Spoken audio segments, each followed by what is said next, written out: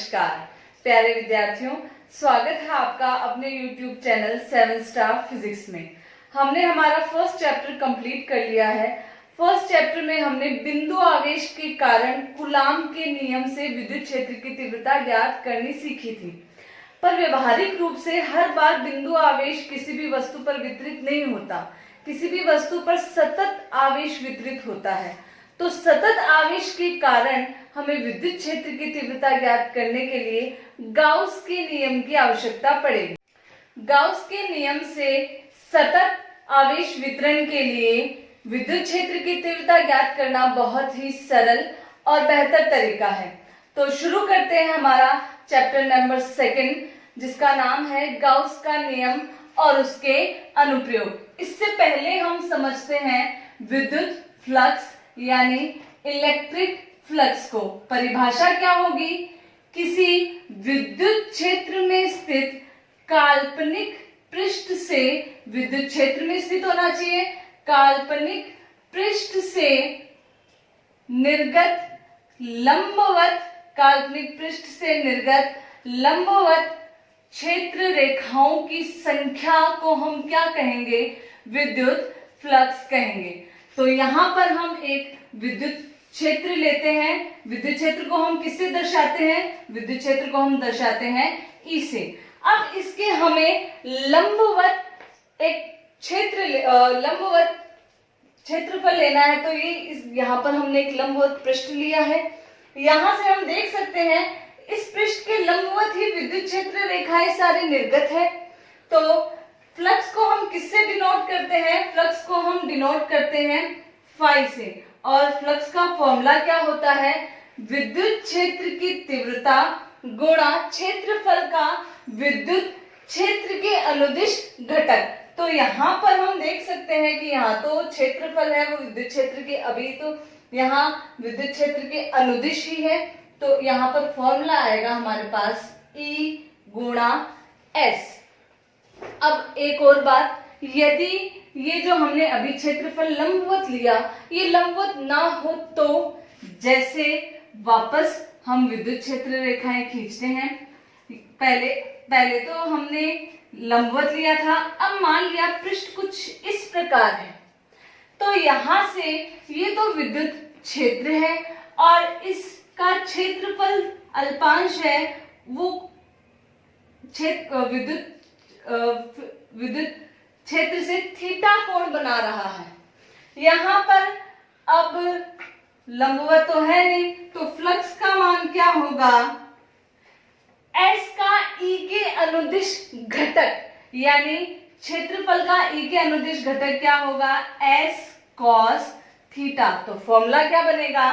E गुणा S cos theta. तो देखिए हम यहाँ देख सकते हैं E एक सदिश राशि है। अभी हम चर्चा करेंगे S भी एक सदिश राशि है। तो यहाँ पर आया cos थीटा, कौन सा प्रोडक्ट हुआ? Dot product. तो हम फाई को लिख सकते हैं E vector dot S vector. यहाँ पर क्षेत्रफल सदिश राशि है तो इसकी दिशा भी होनी चाहिए। क्षेत्रफल सदिश की दिशा सदैव पृष्ठ के लंबवत और बाहर की ओर होनी चाहिए। जैसे ये बोर्ड हमारा पृष्ठ है, इसके लंबवत होनी चाहिए और इसके बाहर की ओर होनी चाहिए। अब हम ज्ञात करते हैं इसकी कुछ कंडीशन। फाई का मान यहाँ पर हमारे पास क्या आया है? E S cos theta. तो यहाँ पर सबसे पहले हम थीटा का मान लेंगे 0। तो cos 0 का मान क्या होता है? cos 0 का मान होता है 1। तो फाई का मान क्या आएगा? E गुणा S। सिंपल E गुणा S। दूसरी बार हम थीटा का मान लेंगे 90 डिग्री। cos 90 डिग्री का मान क्या होता है? cos 90 डिग्री का मान होता है 0। तो फाई का मान आ जाएगा 0। तीसरी कंडीशन, थीटा का मान लेंगे हम 180 डिग्री। तो फाई का मान हमारे पास आ जाएगा cos 180 डिग्री का मान क्या होता है? -1। तो इसका मान आ जाएगा -ES। चलिए समझते हैं इन तीनों कंडीशन को। यहाँ पर हमारे पास विद्युत क्षेत्र है। हमने अभी कहा था कि क्षेत्रफल की दिशा पृष्ठ से तो लंबवत और बाहर की ओर होती है। तो यहाँ पर यदि हमने ये कंडीशन तो हमने 0 डिग्री वाली तो अभी ले ली थी, यहाँ हमने ये पृष्ठ लिया था और एस की दिशा इसके लंबवत बाहर की ओर, दोनों में कितने डिग्री का कोण बन रहा है? 0 डिग्री का कोण। यहाँ पर थीटा बराबर 90 डिग्री कैसे? जैसे ये ई की दिशा है, अगर मैं पृष्ठ भी कुछ इसी प्रकार ले लूं तो क्षेत्रफल अल्पांश की दिशा क्या होगी? इसके लंबवत बाहर की ओर। तो इन दोनों में कितने डिग्री का कोण बन रहा है? 90 डिग्री का कोण। कोस 90 डिग्री का मान 0। और आप यहाँ से देख भी सकते हैं कि इस क्षेत्रफल से कोई भी लंबवत बल रेखा नहीं गुजर रही है। तीसरी कंडीशन, अगर थीटा का मान हो 180 डिग्री तो फाई का मान प्रवेशित हो जाएगा। हमारी परिभाषा है निर्गत, और इसमें अगर हम 180 डिग्री लेंगे तो इसमें फाई का मान प्रवेशित होगा, इसलिए इसका मान क्या आएगा? माइनस में आएगा। अब यदि हमारे पास क्षेत्रफल अल्पांश लें, यानी S को हम यदि ले डेल्टा S, क्या ले हम S को? डेल्टा S लें, तो हमें फ्लक्स को भी क्या लेना होगा? डेल्टा फाई, और फॉर्मूला क्या होगा? E into delta S। और यदि ये क्षेत्रफल अल्पांश शून्य की ओर अग्रसर है, यानी limit delta S tends to 0, E dot delta S is equal to, यहाँ डेल्टा फाई है तो हमने 11th क्लास में पढ़ा है कि यहाँ डेल्टा फाई, इसको तो हम क्या लिखेंगे? D फाई से व्यक्त करेंगे, और E यहाँ क्या आ जाएगा? E vector dot ds vector. तो देखिए हमारे पास यहाँ क्या मिला है कि किसी भी काल्पनिक पृष्ठ से लंबवत गुजरने वाली क्षेत्र रेखाओं की संख्या। पर अभी हमारे पास कुल फ्लक्स नहीं आया है, डी फाई का मान है। अगर हमें कुल फ्लक्स ज्ञात करना है तो हमें यहाँ पर इसका क्या करना होगा? समाकलन, यानी फाई का मान क्या आएगा? समाकलन E vector dot ds vector. तो फाइनली हमारे पास ये फॉर्मूला आया है। देखिए हम ऐसा भी कर सकते हैं कि चूंकि हमें बंद पृष्ठ के निर्गत करना है, बंद होना चाहिए, तो यहाँ पर हम यहाँ एक बंद का साइन लगाते हैं, और समाकलन किसके सापेक्ष है? क्षेत्रफल के सापेक्ष। तो यहाँ हम नीचे क्या लेते हैं? एक सबस्क्रिप्ट में s लिखते हैं। ये तो हुआ फाई का मान। अब हम देखते हैं इसका विमीय सूत्र, और इसका करते हैं पहले। तो इस मात्रक के लिए हम सूत्र, इसका हमारे पास क्या है? Phi is equal to E into S. तो ई का मात्रक हमने कल के वीडियो में ज्ञात किया था, n न्यूटन प्रति कूलाम, और s क्या है? क्षेत्रफल। क्षेत्रफल का मात्रक क्या होता है? Metre square. अब हम इसका क्या ज्ञात करेंगे? विमीय सूत्र। तो विमीय सूत्र हमारे पास दो तरीके हैं, न्यूटन यानी बल का विमीय सूत्र लिखो, कूलाम का विमीय सूत्र लिखो, उसको लंबाई स्क्वायर के विमीय सूत्र से गुणा करो। पर हमें न्यूटन प्रति कूलाम यानी ई का विमीय सूत्र हमने कल ही देखा था, क्या था? 1131, यानी m1 l1 t3 a1, और ये दोनों माइनस में 11 31, और लास्ट का मैंने किसमें लिखा है? माइनस में। अब क्षेत्रफल का विमीय सूत्र क्या होता है? क्षेत्रफल का विमीय सूत्र होता है L की घात 2। तो हमारे पास विमीय सूत्र क्या है फ्लक्स का? m1 l3 t minus 3 a minus 1, यानी इसको हमने अगर बोला 1131 को, इसको हम बोल सकते हैं 1331। याद रखिए माइनस के जो दो लास्ट के जो 31 है वो माइनस में आएंगे। देखिए विद्यार्थियों, ये जो विमीय सूत्र है इतने टफ नहीं है, हमें हर बार निकाल के देखने की जरूरत होती है। तो हमें कुछ जो भौतिक राशि है उनके विमीय सूत्र याद होने चाहिए। तो इनकी कुछ ट्रिक्स हैं, यदि आप सजेस्ट करेंगे तो मैं इनका अलग से एक वीडियो और बना दूंगी। तो देखिए आज हमने क्या किया, फ्लक्स का फॉर्मूला पढ़ा। फ्लक्स का फॉर्मूला होता है यहाँ पर समाकलन E vector dot ds vector, और यदि पृष्ठ बंद है तो हम इसको कुछ इस प्रकार व्यक्त करते हैं। अब हम एक न्यूमेरिकल करेंगे इसके ऊपर। तो न्यूमेरिकल में हमें क्वेश्चन है हमारे पास, ई वेक्टर का मान 4i cap minus 3j cap newton प्रति कूलाम और एस वेक्टर का मान 2i cap plus 2j cap minus k cap metre square. तो अब हमें इसका आंसर ज्ञात करना है। हमें पूछा क्या है, फ्लक्स का मान हमें पूछा है। तो फ्लक्स का फॉर्मूला क्या होता है, E vector dot S vector. तो हम यहाँ पर मान रखते हैं ई वेक्टर का मान है 4i cap minus 3j cap dot S vector का मान है 2i cap plus 2j cap minus k cap. वैसे तो हम ये स्टेप स्किप भी कर सकते हैं, पर इंप्रेशन अच्छा पड़ता है यदि हम एग्जाम में ऐसे लिखेंगे। तो डॉट प्रोडक्ट हमें पता ही है, डॉट प्रोडक्ट में i cap dot i cap, j cap dot j cap और k cap dot k cap का मान क्या होता है, 1। और बाकी सब का मान क्या होता है, बाकी सब जैसे i cap dot j cap, j cap dot k cap और k cap dot i cap और वाइस वर्सा, इन सब का मान कितना होता है, 0 होता है। तो यहाँ से i कैप और ये भी i कैप, यानी 2 गुणा 4 कितना हो जाएगा, 8 माइनस 3 j कैप का गुणांक है और यहाँ j कैप का गुणांक कितना है, 2 माइनस 3 गुणा प्लस 2 यानी माइनस 6। और यहाँ पर तो k कैप का कोई गुणांक नहीं है, यहाँ k कैप का माइनस 1 है, तो माइनस 1 को यहाँ कुछ नहीं है तो 0 से गुणा करेंगे तो प्लस माइनस 0 वो कुछ मैटर नहीं करता है। तो आंसर कितना आएगा, 8 माइनस 2 यानी 8 माइनस 6 यानी 2 न्यूटन गुणा मीटर स्क्वायर प्रति कूलाम। ये हमारे पास किसका मान आ गया, फ्लक्स का मान आ गया। अब यहाँ पर ये जो मात्रक है थोड़ा लंबा है। कल हमने ई का मात्रक, एक प्रचलित मात्रक देखा था, वोल्ट प्रति मीटर, और यहाँ पर अगर हम फाई का फॉर्मूला देखें तो वोल्ट प्रति मीटर को किससे गुणा करना है, मीटर स्क्वायर से। तो यहाँ पर इसका मात्रक, एक और प्रचलित मात्रक हम किससे डिनोट कर सकते हैं, ई वी गुणा एम, यानी v इंटू एन से भी इसका मात्रक एक और हम डिनोट। विद्युत फ्लक्स के बाद में अब हम जानते हैं सतत आवेश वितरण या सतत आवेश घनत्व।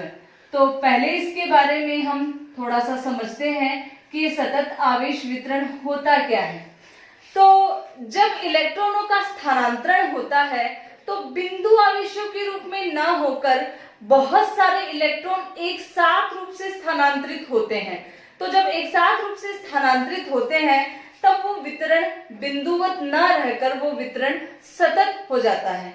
इसलिए गाउस के नियम को जानने से पहले हम एक बार सतत आवेश वितरण के बारे में थोड़ा सा अध्ययन करते हैं। तो सतत आवेश वितरण के बाद में इसकी भौतिक राशि आती है, उसका आवेश घनत्व। तो कुल 3 प्रकार के आवेश घनत्व होते हैं। पहला आवेश घनत्व है रेखीय आवेश घनत्व। पहला आवेश वितरण है रेखीय आवेश घनत्व, जिसको हम लैम्डा से प्रदर्शित करते हैं। किससे प्रदर्शित करते हैं, लैम्डा से। दूसरा आवेश वितरण है क्षेत्रीय आवेश घनत्व। क्षेत्रीय आवेश घनत्व, और इसको हम प्रदर्शित करते हैं सिग्मा से, इसको सिग्मा कहते हैं। तीसरा आवेश वितरण है आयतन आवेश घनत्व। इसको हम किससे प्रदर्शित करते हैं, रो से प्रदर्शित करते हैं। रो को देखिए हम कैसे लिखेंगे, रो को हम कुछ इस प्रकार, ये पी नहीं है ये रो है। तो फॉर्मूला देखते हैं इसका, रेखीय यानी रेखा के अनुदिश। तो रेखीय में हम क्या देखेंगे, मान लिया यहाँ कोई रेखा है और इस पर आवेश वितरण कुछ इस प्रकार से सतत रूप में है। फॉर्मूला क्या है, या हम कह सकते हैं इसकी परिभाषा क्या है, और इसकी लंबाई कितनी हम ले लेते हैं L, और ये जो सतत आवेश है इसको हम क्या ले लेते हैं, Q। तो एकांक लंबाई पर आवेश को हम क्या लेंगे, लैम्डा। लैम्डा का फॉर्मूला क्या होगा, Q अपॉन L।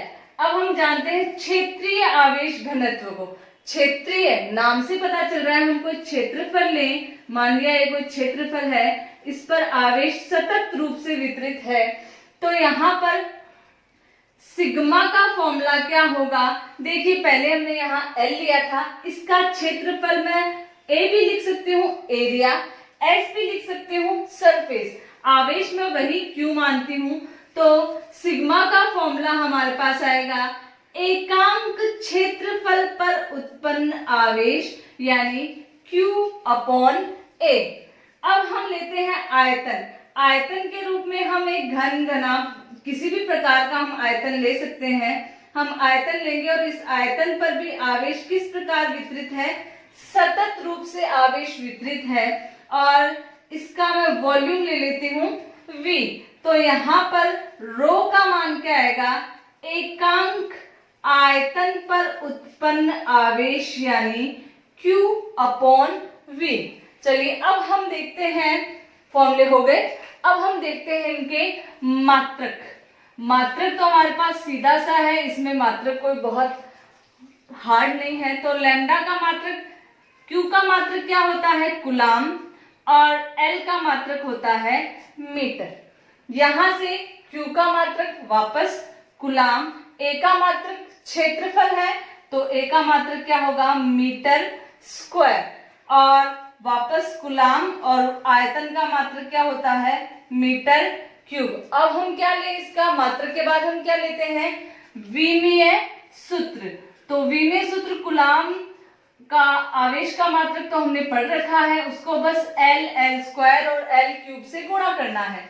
तो आवेश का मात्रक होता है T1A1, हमें पता है। अब इसमें किसका भाग देना है, इसमें भाग देना है L का भाग देना है, तो L का भाग देंगे तो L ऊपर जाएगा, तो L किस में हो जाएगा, L-1। हम यहाँ तो रेखीय आवेश घनत्व का विमीय सूत्र हो गया M0 L-1 T1A1। अब हमें किसका विमीय सूत्र निकालना है, क्षेत्रीय आवेश घनत्व यानी सिग्मा का। तो M0 तो हम पहले ही लिख देते हैं, यहाँ पर M था तो L-1 था, यहाँ M स्क्वायर है तो क्या होगा, L की घात -2 वापस T1A1। यहाँ पर M क्यूब है तो अब तो मुझे बताने की जरूरत भी नहीं है कि यहाँ क्या आएगा, यहाँ आएगा L की घात -3 T1A1। तो ये आ गए हमारे पास तीनों आवेश घनत्व के विमीय सूत्र। अब यदि हमें कभी ये आवेश और लंबाई है बहुत ही अल्पांश दी हुई हो, तो हम इनके फॉर्मूले, लैम्डा का फॉर्मूला हम लिख सकते हैं। अल्पांश में डेल्टा लिखेंगे, फिर डेल्टा L टेंड्स टू 0 लिखेंगे तो सब D में हो जाएगा, तो हम लिखेंगे dq अपॉन dl। यहाँ पर अगर जो क्षेत्रफल है वो भी थोड़ा सा अल्पांश हो जाए तो सिग्मा का मान आ जाएगा dq अपॉन dA, और यहाँ पर रो का मान आ जाएगा dq अपॉन dV। देखें अब हमने क्या क्या पढ़ा है, हमने रेखीय आवेश घनत्व का फॉर्मूला क्या आया है, Q अपॉन L। इस रेखीय आवेश घनत्व का विमीय सूत्र हमारे पास क्या आया, C अपॉन M। ये मात्रक आया इसका, ये विमीय सूत्र, और इस प्रकार से हमने इसका लैम्डा का अल्पांश के रूप में फॉर्मूला लिखा है। साथ ही साथ सिग्मा का फॉर्मूला Q अपॉन A, इसका मात्रक क्या आया हमारे पास, C अपॉन M स्क्वायर, ये इसका विमीय सूत्र, और इसका अल्पांश के रूप में फॉर्मूला। साथ ही साथ हम आयतन आवेश घनत्व के बारे में भी सेम चीजें कह सकते हैं। तो स्टूडेंट्स, विद्युत फ्लक्स के बारे में हम पढ़ चुके, इसका विमीय सूत्र और मात्रक भी हम ज्ञात कर चुके हैं। अभी अभी हमने सतत आवेश घनत्व और वितरण भी पढ़ा, लैम्डा रेखीय आवेश घनत्व, सिग्मा पृष्ठीय क्षेत्रीय आवेश घनत्व, रो आयतन आवेश घनत्व। अब इसके बाद गाउस का नियम पढ़ने से पहले एक और इम्पोर्टेंट चीज हम पढ़ते हैं, उसका नाम है ठोस कोण। ठोस कोण से पहले हम जो हमेशा से पढ़ते आ रहे हैं, जो कोण हम जानते हैं, समतल कोण के बारे में थोड़ा सा समझते हैं। तो समतल कोण क्या होता है? ये एक समतल है, इस समतल में मैंने r त्रिज्या का एक वृत्त बनाया है। अब मैं r चाप को, r त्रिज्या को लेकर l चाप काटूं तो हमारे पास एक कोण आता है थीटा, उसका फॉर्मूला भी हम पढ़ चुके हैं। फॉर्मूला क्या होता है? चाप बट्टा त्रिज्या, यानी थीटा का फॉर्मूला अगर चाप l है, त्रिज्या r है, तो थीटा का फॉर्मूला होगा l अपॉन r और इसका मात्रक क्या होगा? रेडियन। और एक बिंदु के चारों ओर कुल कोण, समतल कोण यानी समाकलन d थीटा का मान क्या होता है? 2 पाई। अब इसके बाद हम समझते हैं जो मेन हमारा टॉपिक है, ठोस कोण। तो देखिए, समतल कोण के लिए हमने 2D में एक वृत्त लिया, तो इसी प्रकार ठोस कोण के लिए 3D में वृत्त का आकार कैसा हो जाता है? गोलाकार। तो हम क्या लेते हैं, जैसे इस प्रकार इसका फॉर्मूला चाप बटा त्रिज्या होता है, वैसे ही ठोस कोण का फॉर्मूला होता है अनुप्रस्थ शांकव परिच्छेद क्षेत्रफल बटा त्रिज्या का स्क्वायर। तो अब हम इसको समझते हैं शांकव परिच्छेद क्षेत्रफल। तो मान लिया हमने एक तरबूज लिया, तरबूज के अंदर हमें चाकू डालना है, इस तक डालना है कि वो उसके केंद्र तक पहुंच सके। केंद्र से पहुंचने के बाद हमें उस चाकू को गोल गोल घुमाकर इस प्रकार काटना है, और फिर जब हम उस तरबूज को निकालेंगे तो एक शंकु आकार का हमें तरबूज और उसके साथ उसकी गिरी मिलेगी। अब उसको गिरी को अलग रख के जब हम तरबूज के अंदर देखते हैं तो हमें जो कोण या हमें जो दिखता है उसे हम कहते हैं ठोस कोण। तो यहाँ पर ठोस कोण अनुप्रस्थ शांकव परिच्छेद क्षेत्रफल, तो यहाँ पर हमने क्या किया, ये गोला है और यहाँ पर ये हमने जो हम तरबूज की बात कर रहे हैं, तो यहाँ पर ये r त्रिज्या का, ये भी r त्रिज्या का, यहाँ पर इसका क्षेत्रफल क्या हुआ? s हमने माना है। फॉर्मूला क्या हुआ? s upon r square. जैसे इसका मात्रक रेडियन, वैसे ही इसी का मात्रक क्या है? Stay radian. जिस प्रकार d थीटा, समाकलन d थीटा का मान क्या होता है? 2 पाई। उसी प्रकार एक बिंदु के चारों तरफ कुल ठोस कोण का मान यानी d ओमेगा का मान होता है 4 पाई। ठीक है, अब हम इस अनुप्रस्थ को समझते हैं कि अनुप्रस्थ शब्द हमें क्या कहना चाहता है। तो यहाँ पर देखिए, हमने यहाँ पर एक चाप इस प्रकार काटा था कि ये त्रिज्या r, ये त्रिज्या r दोनों समान थी। साथ ही साथ इसके कटान एकदम बीचों बीच से गुजरने वाली जो रेखा है इसके लंबवत गुजर रही थी। जैसे हम यहाँ पर देखें, इसके यहाँ पर स्पर्श रेखा अगर मैं खींचूं तो इसके लंबवत गुजर रही है। पर जरूरी थोड़ी है कि हम इसी प्रकार से तरबूज को काटे, हम कुछ और तरीके से भी काट सकते हैं। तरीका क्या हो सकता है? ये त्रिज्या आप देख सकते हैं, यहाँ पर ये त्रिज्या और ये त्रिज्या समान है। अब यहाँ पर ये दोनों त्रिज्याएं समान नहीं है। साथ ही साथ अगर मैं यहाँ पर स्पर्श रेखा खींचूं तो इस क्षेत्रफल की तो दिशा इस तरफ और बीच से गुजरने वाली ये जो रेखा है इसकी दिशा, दोनों दिशा समान नहीं है। तो अब हमें क्या करना पड़ेगा? इस क्षेत्रफल का इसकी दिशा में s cos थीटा हम क्या लेंगे? घटक लेंगे। ये त्रिज्या r है, त्रिज्या r हम कौन सी त्रिज्या लेंगे? इन दोनों की औसत त्रिज्या। जैसे यहाँ पर ये त्रिज्या r थी, ये त्रिज्या r थी, ये भी त्रिज्या r थी, वैसे यहाँ पर ये दोनों त्रिज्याएं समान नहीं है। औसत त्रिज्या की अनुदिश हम क्या लेंगे? क्षेत्रफल का घटक लेंगे, और वो घटक क्या है हमारे पास? s cos theta. तो अब हमारे पास फॉर्मूला क्या होगा ओमेगा का?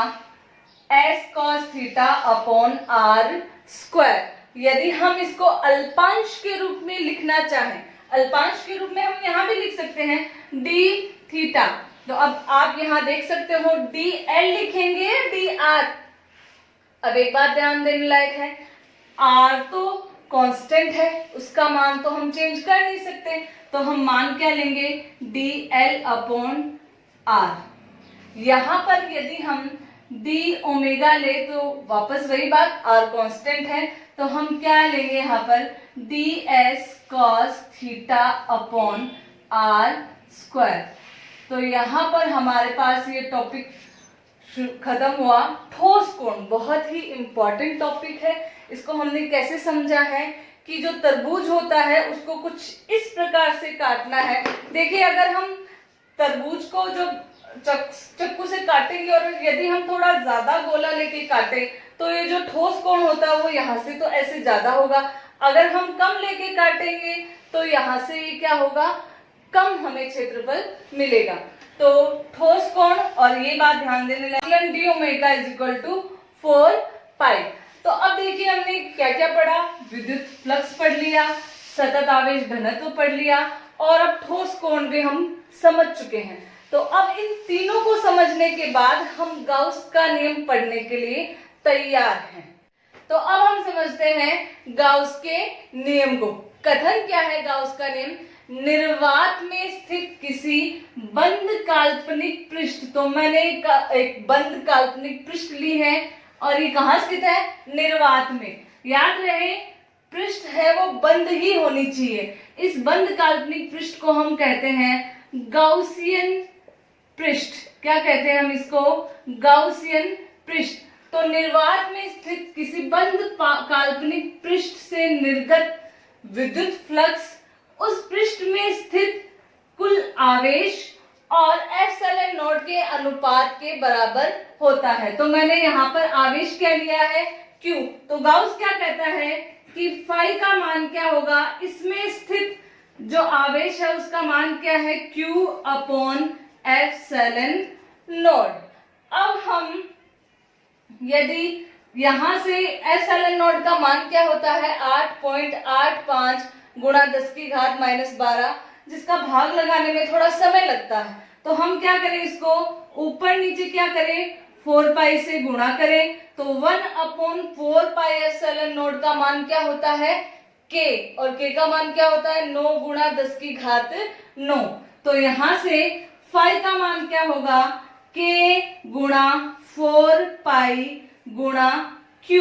तो यदि हमें Q का मान दिया हो तो देखो K का मान हमें पता ही है, 4 पाई, पाई का मान भी पता है, ये गुणा करके थोड़ा सॉल्व करना आसान हो जाएगा।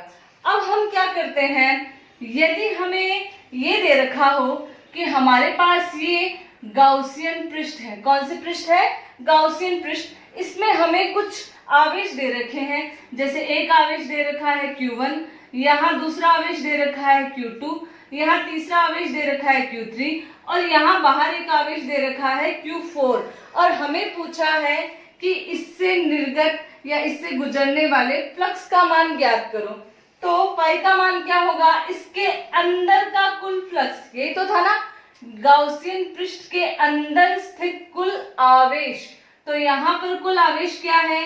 पहला आवेश Q1, दूसरा आवेश Q2, तीसरा आवेश Q3 बट्टा क्या होगा? Epsilon not. देखिए हमने यहाँ पर Q4 नहीं लिखा है क्योंकि ये गाउसियन पृष्ठ के बाहर स्थित है। अब यहाँ पर जनरलाइज फॉर्मूला हम कैसे लिख सकते हैं? फाई का मान क्या होगा? देखो Q1 plus Q2 plus Q3, और भी आवेश हो सकते हैं, तो हम क्या लिखेंगे? समेशन Q, और इसके अंदर का आवेश है इसलिए मैं क्या लिखूंगी? Q in upon epsilon not. तो ये हमारे पास कौन सा फॉर्मूला हुआ? जनरलाइज फॉर्मूला हुआ, और इसको हम इंपॉर्टेंट फॉर्मूला है इसलिए डब्बे में बंद करते हैं। इससे पहले हमने एक और फ्लक्स का फॉर्मूला पढ़ा था। जब फ्लक्स हमने स्टार्ट किया था, फ्लक्स का मान क्या था? समाकलन E vector dot ds vector, ये लिखा था। और हमने लिखा था कि यदि ये पृष्ठ बंद हो तो हम इसको यहाँ क्या लगाते हैं? कुछ इस प्रकार इसको प्रदर्शित करते हैं। तो ये मान लो मैं समीकरण 1 ले लूं, और ये हमारे पास समीकरण, चलो इसको समीकरण 1 ले लिया मैंने, और इसको मैं क्या ले लूं? समीकरण 2। तो समीकरण 1 और समीकरण 2 से हम देख सकते हैं लेफ्ट हैंड साइड बराबर है तो राइट हैंड साइड भी क्या होनी चाहिए? बराबर ही होनी चाहिए। तो मैं क्या लिख सकती हूँ? समाकलन E vector dot ds vector is equal to क्या है यहाँ पर? Summation Q in upon epsilon nought. बहुत ही इम्पोर्टेंट हमारे पास रिलेशन आया है। इसे हम गाउस प्रमेय भी कहते हैं। क्या कहते हैं? गाउस प्रमेय। आगे जब हम डेरिवेशन में विद्युत क्षेत्र का मान ज्ञात करेंगे तो इसी फॉर्मूले से पढ़ेंगे। तो अब हम गाउस के नियम से संबंधित कुछ तथ्य, महत्वपूर्ण तथ्यों पर विचार करें तो इम्पोर्टेंट महत्वपूर्ण तथ्य क्या होगा कि जैसे मैंने यहाँ पर 3 आवेश लिए हैं, यदि तीनों ही आवेश मैं यहाँ पास पास ले लूं, एक आवेश यहाँ, एक आवेश यहाँ, एक आवेश यहाँ, कैसे भी ले लूं, यानी अंदर आवेशों का वितरण किसी भी प्रकार हो, हमें इससे कोई फर्क नहीं पड़ता। हमें फर्क किससे पड़ता है कि गाउसियन पृष्ठ के अंदर आवेश है कितना, आवेश वितरण किस प्रकार से है, इससे हमें कोई फर्क नहीं पड़ता। साथ ही साथ पृष्ठ बंद होनी चाहिए, चाहे वो कैसी भी हो, चाहे वो घन हो, चाहे वो घनाभ हो, चाहे वो बेलन हो, चाहे वो गोला हो, हमें पृष्ठ कैसी लेनी है? बंद ही लेनी है। अब ये तो था गाउस का नियम निर्वात में। अब हम गाउस का नियम किसमें पढ़े? यदि माध्यम में हम गाउस का नियम पढ़ें, यानी फाई एम मीडियम में, तो देखिए यहाँ पर फाई का फॉर्मूला था Q अपॉन एप्सिलॉन नॉट, तो यहाँ पर मीडियम में क्या हो जाएगा? Q अपॉन एप्सिलॉन नॉट तो आएगा ही आएगा, और क्या चीज आएगी साथ में? साथ में आएगा एप्सिलॉन आर, जिसे हम कहते हैं अपेक्षिक विद्युतशीलता या परावैद्युतांक। तो यहाँ पर हम दोनों का कंपैरिजन करें, फाई निर्वात में और फाई माध्यम में। कंपैरिजन कैसे करेंगे? इन दोनों का फाई एम में भाग लगाते हैं, तो फाई एम में मैंने भाग लगाया तो और बाकी सब तो कट जाएगा। एप्सिलॉन आर यहाँ बट्टे में है, ये कहाँ चला जाएगा? ऊपर चला जाएगा, तो यहाँ ये क्या मान आएगा? Epsilon R. तो हम देख सकते हैं कि जैसे बल में हमने देखा था कि हमेशा निर्वात में ही बल ज्यादा होता है, उसी प्रकार निर्वात में ही फ्लक्स का मान क्या होता है? ज्यादा होता है। तो अब हम देखते हैं कि गाउस के नियम से रिलेटेड कुछ इंपॉर्टेंट न्यूमेरिकल। गाउस का नियम हमें याद रखना है, समाकलन E vector dot ds vector is equal to summation S Q in upon epsilon nought. बहुत ही इंपॉर्टेंट है। इसे हम कौन सी प्रमेय कहते हैं? गाउसियन प्रमेय। तो चलिए मैं यहाँ पर एक बंद काल्पनिक पृष्ठ, गाउसियन पृष्ठ लेती हूँ। मैंने यहाँ पर कोई आवेश रखा है। अब बताइए इससे संबद्ध विद्युत फ्लक्स क्या होगा? फाई का मान बता सकते हैं आप क्या होगा? फाई का मान क्या होगा? अंदर आवेश कितना है ही नहीं, तो फाई का मान क्या होगा? 0। अब मैं एक और एग्जांपल लेते हैं। यहाँ एक और काल्पनिक पृष्ठ लेती हूँ। यहाँ मैं Q का मान लेती हूँ 8.85 माइक्रो कुलाम। कितना लिया है मैंने Q का मान? 8.85 माइक्रो कुलाम। अब हम बता सकते हैं फ्लक्स का मान क्या होगा? फॉर्मूला तो हमें पता ही है, Q अपॉन एप्सिलॉन नॉट। हम वो वाला K into 4 वाला भी लिख सकते हैं, पर हम यहाँ यही फॉर्मूला क्यों लिख रहे हैं? क्योंकि यहाँ ये देखो एप्सिलॉन नॉट का मान है, इसलिए हम कौन सा फॉर्मूला लिखेंगे जिसमें एप्सिलॉन नॉट आ रहा है। तो फाई का मान क्या होगा? Q का मान है 8.85 माइक्रो, यानी 10 की घात -6, अपॉन में क्या आएगा? एप्सिलॉन नॉट का मान 8.85 गुणा 10 की घात -12। तो ये दोनों कट गए, 10 की घात -12 ऊपर जाएगा तो +12 और -6 यानी कितना आएगा? 10 की घात -6। मात्रक क्या होगा इसका? फ्लक्स का मात्रक वोल्ट गुणा मीटर, या हम इसको लिख सकते हैं, 1 माइक्रो वोल्ट मीटर। तो ये हमारे पास आ गया। अच्छा ये -12 है तो ऊपर जाएगा तो प्लस में होगा, तो ये किस में आ जाएगा? +6 वोल्ट गुणा मीटर। और जब +6 होता है तो हम क्या लिखते हैं? मेगा, यानी 1 मेगा वोल्ट गुणा मीटर। तो फाई का मान क्या आएगा? 1 मेगा वोल्ट गुणा मीटर। अब हम यहाँ देखें कि यदि मैं गाउसियन पृष्ठ को चेंज कर दूं, यानी मैं इस गाउसियन पृष्ठ को बेलन कर दूं, तो यहाँ पर इससे संबंध विद्युत फ्लक्स का मान क्या आएगा? क्या चेंज होगा? बिल्कुल नहीं, क्योंकि गाउसियन पृष्ठ पे निर्भर ही नहीं करता है, बस क्या होना चाहिए? बंद होना चाहिए, तो फ्लक्स का मान यही रहेगा। अब अगर मैं इसको घन में ले लूं, घनाभ में ले लूं, गोले में ले लूं, किसी भी और गाउसियन पृष्ठ बंद में ले लूं, तो इस फ्लक्स का मान चेंज नहीं होगा। अब हम यहाँ एक और न्यूमेरिकल देखते हैं। ये गाउसियन पृष्ठ है, मैंने यहाँ द्विध्रुव लिया है, इस द्विध्रुव का परिमाण है ±2 माइक्रो कूलम। साथ ही साथ चलो मैं एक और द्विध्रुव ले लेती हूँ जिसका परिमाण है ±4 माइक्रो कूलम।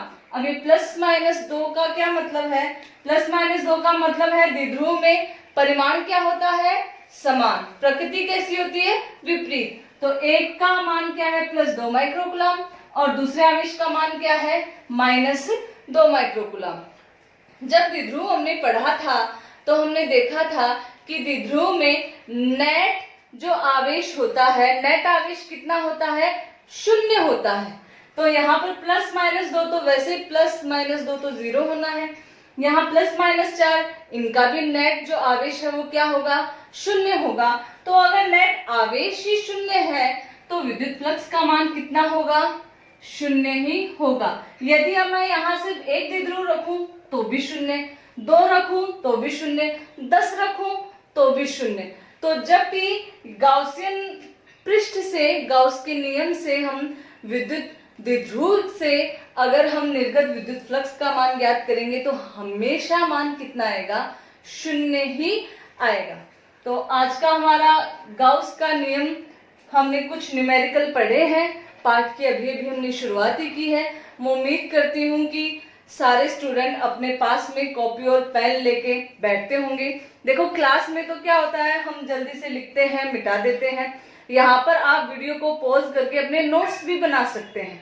तो उम्मीद है आपको आज का लेक्चर पसंद आया होगा।